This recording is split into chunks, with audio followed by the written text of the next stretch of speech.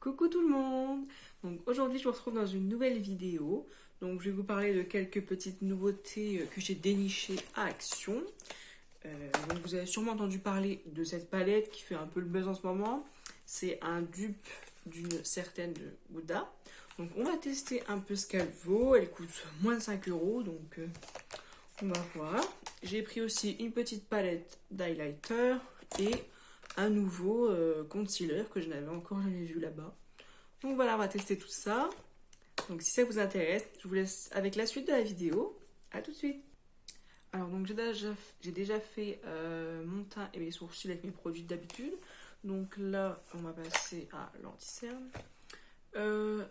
Mis à part ça, j'avais acheté aussi un kit de pinceaux il y a un moment à Action. Donc c'est les marbrés comme ça. Donc vous en avez 4. Donc vous avez le gros pour le teint. Un avec un côté estompe et un plus petit précis. Celui pour les sourcils, franchement, il est super. Et un éventail comme ça, plus pour l'highlighter. Franchement, ils sont de super bonne qualité. Ils sont super beaux en plus de ça. Et ouais, franchement, j'étais choquée, surtout par rapport au prix. Franchement, si vous les trouvez dans votre Action, foncez. Et aussi, j'avais oublié de vous montrer, je vais aussi tester leurs fossiles, voir un peu qu'est-ce qu'ils valent. Alors, donc, on va passer au concealer. Donc d'après l'emballage, c'est un full coverage, donc il est censé être très couvrant. Moi j'ai la teinte Light Sand et apparemment il y a 3 teintes. Il y a Honey, la teinte au-dessus, et la troisième teinte encore au-dessus, Roasted Walnut. Donc moi j'ai la plus claire, mais vu ma couleur de peau en ce moment, ce sera très bien comme ça. Donc peut-être un petit peu la remuer, parce que des fois il y a l'huile du produit qui se met au-dessus. Donc pensez toujours bien à remuer vos produits quand ils sont nouveaux. Donc c'est un embout, hop, tout simple comme ça. Donc voilà, je vais l'appliquer comme à mon habitude, on va dire. Hop. Et je m'en sers un peu comme base à paupières.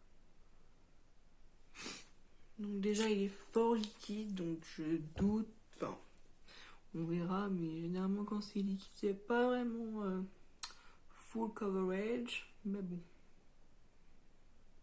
Hop, donc au niveau de la paupière, voilà, j'avais déjà mis mon fond de teint, donc hop, au niveau de la couleur c'est bon, c'est à peu près une teinte, pour une teinte et demie au-dessus de ma carnation.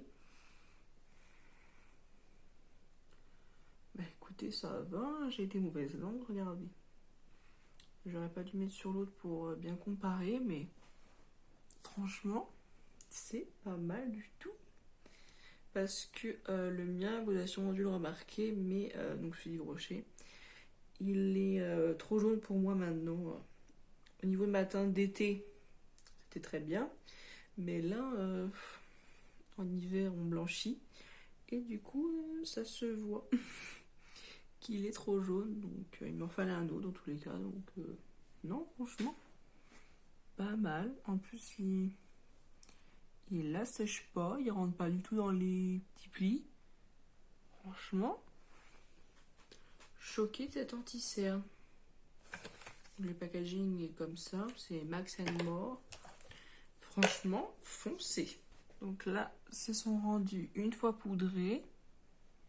Non, franchement, c'est pas mal du tout. Je vous avais déjà parlé au niveau du blush et du contouring dans une autre vidéo, que j'avais également une palette d'Action que j'utilise très souvent. Franchement, elle est pas mal du tout. C'est même un peu effacé tellement ça fait longtemps que je l'ai. Donc, pour rester dans le thème, on va utiliser celle-ci. J'ai même le couvercle qui est complètement parti en cacahuète. Tellement ça fait longtemps que j'ai cette palette, vraiment.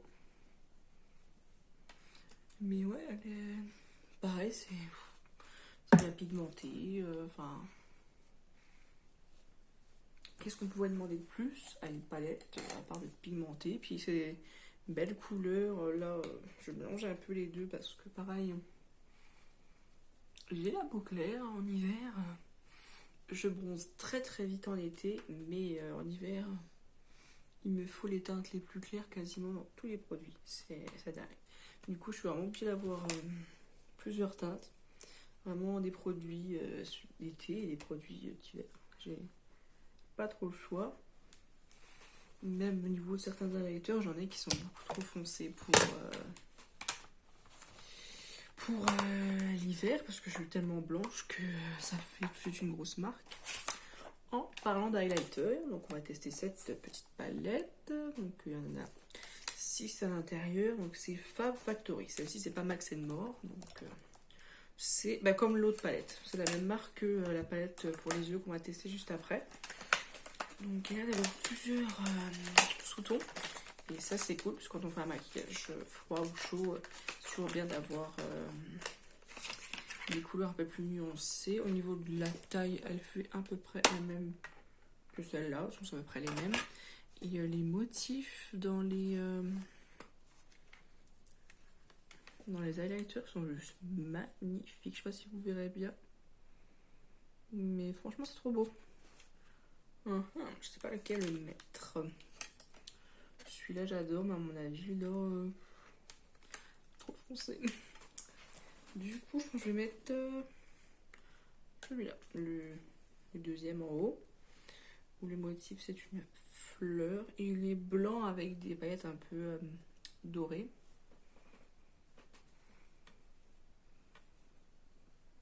Et quand on l'applique, il fait plus doré que, je veux dire, on voit plus trop que c'est blanc. Niveau pigmentation, franchement ça va. Oui, vous le voyez. J'avais peur que ça ne se voit pas trop à la caméra, mais non, franchement, il est beau. C'est pas des grosses paillettes, donc ça choque pas. Non, franchement, j'aime bien. Après, à tester les autres teintes, mais vous voyez pas trop la différence à la caméra, mais celles-ci sont bien roses. Celle-ci est gris bleuté. Les deux là sont plus blanches et celle-là est contourée. Donc non, franchement, c'est cool. Elle est bien pigmentée, donc super. Ça fait 6 highlighters en plus pour pas cher. Et franchement, c'est de la bonne qualité. C'est hop. Pour ce qui est de la palette pour les yeux, donc c'est la Sparkling Bliss. Sinon, il y a 18 couleurs. C'est toujours Fab Factory comme l'highlighter. D'ailleurs, vous avez un peu l'harmonie, etc. Il n'y a pas de miroir, mais bon, honnêtement, je m'en sers pas. Moi, j'ai mon miroir sur pied. Donc, vous avez des exemples de maquillage et puis vous avez un peu l'harmonie. À côté de moi, j'ai justement celle d'Huda qui est soi-disant son dupe, Desert Dusk. Donc, moi, elle est bien entamée, mais vous pouvez un peu comme ça comparer. Et franchement, énormément de teintes se ressemblent. Je sais pas si vous verrez bien, mais c'est pas mal du tout. En fait, c'est un peu un mélange de même plusieurs palettes, je trouve, de Huda Beauty. Parce que comme dans la première, je crois, il y a un fard crème. Je vais essayer de vous montrer c'est laquelle. Je crois que c'est dans la nude. Ouais. Non, si. Dans la nude, il y a un fard crème comme ça. Il y a des paillettes un peu rouges aussi. Ouais, moi c'est plus quand même l'autre, mais franchement ça peut être des bons dupes.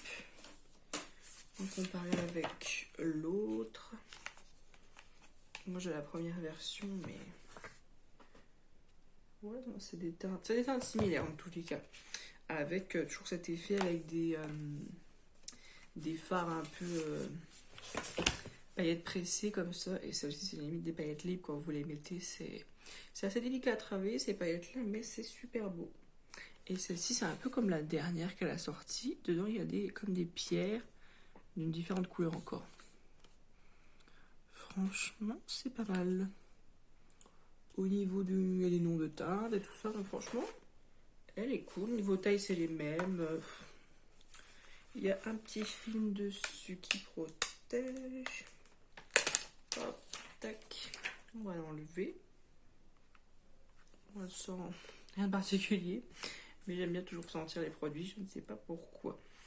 On va commencer du coup par mettre un petit beige sur l'arcade sourcilière. Donc on va mettre le latte. Donc c'est pas trop poudreux, ça va. De toute façon quand c'est poudreux ça me dérange pas, au contraire, je trouve ça même un peu mieux. Parce que souvent ceux qui sont un peu plus poudreux sont plus pigmentés. Donc la teinte franchement elle est belle, elle est bien mate. Donc franchement c'est cool. Je ne sais pas trop ce que je vais faire. On va y aller au fil. Tac tac tac tac. On va prendre la cookie. Hop, celle-ci juste à côté. Pour faire le creux de paupière.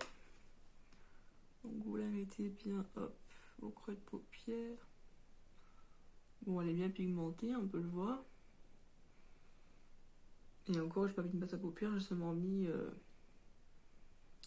l'anti-cerne. Mais bon. Généralement,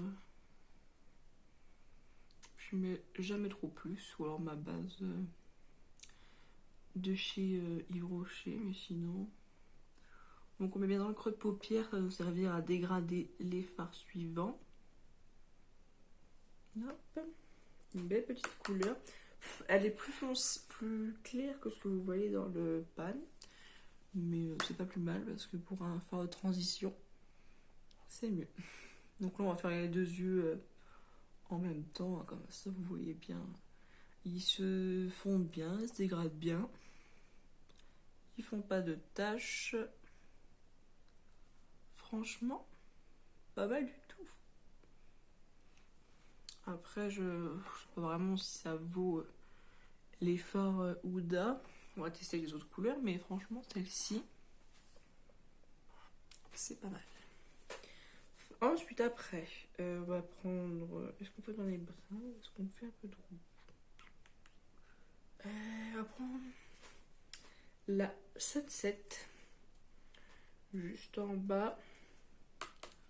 De toute façon, je vous montrerai un peu les autres teintes que j'aurais pas testées. Soit chez... Voilà. Couleur un peu brique comme ça. C'est des couleurs que j'adore travailler. Sur moi en tout cas.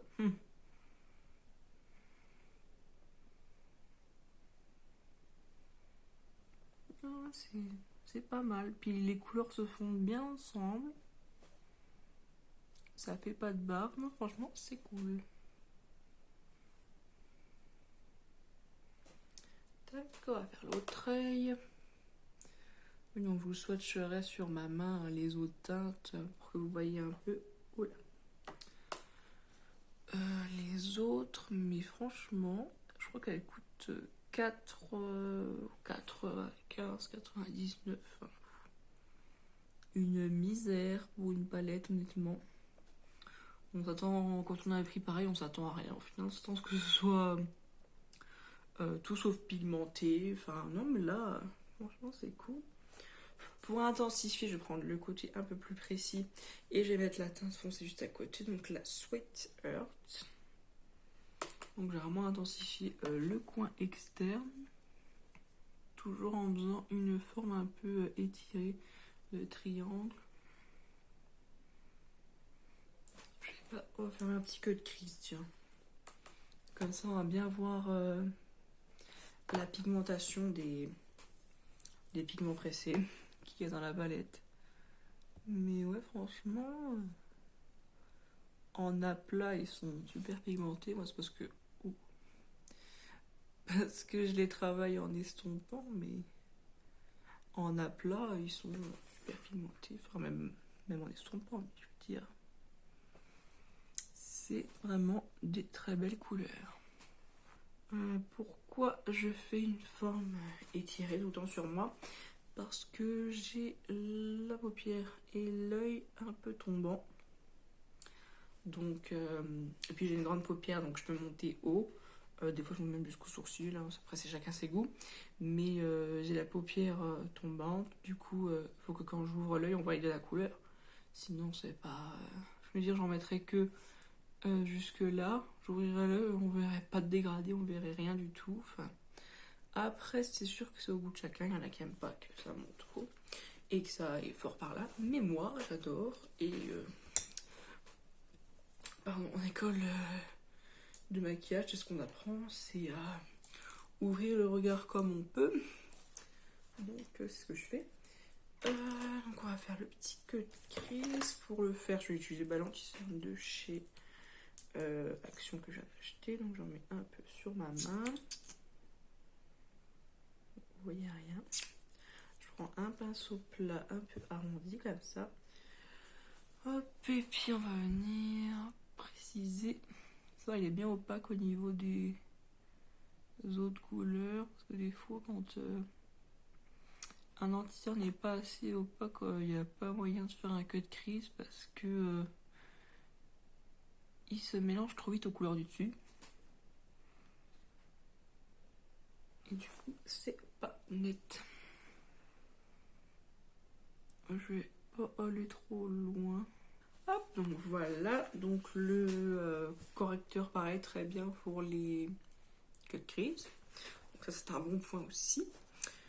Ensuite, pour poser les pigments, donc soit vous prenez votre doigt, mais vu mes ongles, je me creve un œil, soit vous prenez des petits embouts mousse comme ça, parce que si vous prenez un pinceau avec des poils, ça va pas bien accrocher et vous n'aurez pas vraiment le vrai pigment. Qu'est-ce qu'on va mettre On va mettre celui-là dans le coin interne et celui-là. Soyez délicat parce que c'est des couleurs.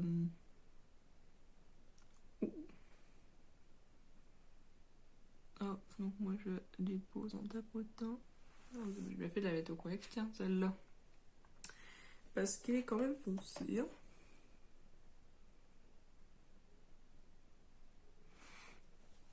J'allais tester au doigt. J'allais les mettre au doigt quand même.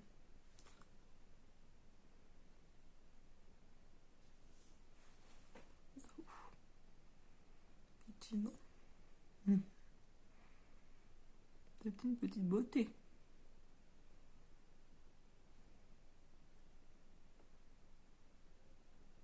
Vous prenez un pinceau. Hop. On essaie de dégager les chutes. Après, sinon, ou si vous savez que vous faites un maquillage comme ça, enfin avec ce genre de produit, vous faites le teint après. C'est vrai que moi je pense pas vraiment faire le teint après. Mais... Donc là, j'ai reprécisé un peu la forme du cut crease, à l'extérieur surtout. Donc on va passer au ras de cils. Ras de cils, on va reporter les mêmes couleurs, donc c'est-à-dire les deux là. Donc on commence par la plus foncée, à l'inverse de tout à l'heure. Là, puis je prends un pinceau un peu plus rond pour un peu plus estomper. Et vous venez estomper la couleur avec la plus claire des deux, à peu près comme vous avez fait au-dessus au final.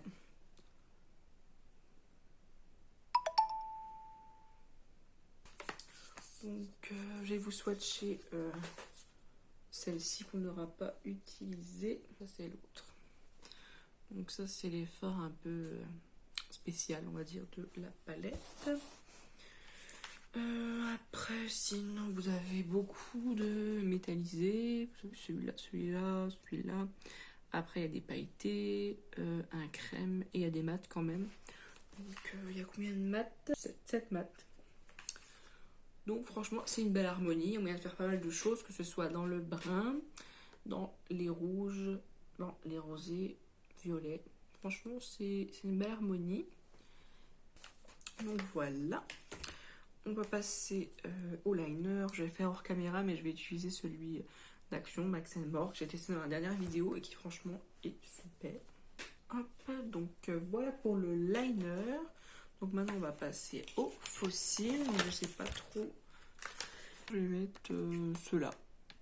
C'est ceux environ intermédiaires on va dire. Donc je les pose et je vous retrouve tout de suite après.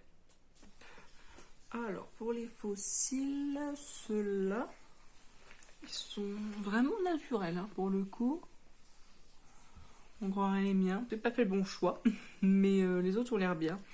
Bah, ça va, hein, mais j'ai mis toujours avec ma colle du haut.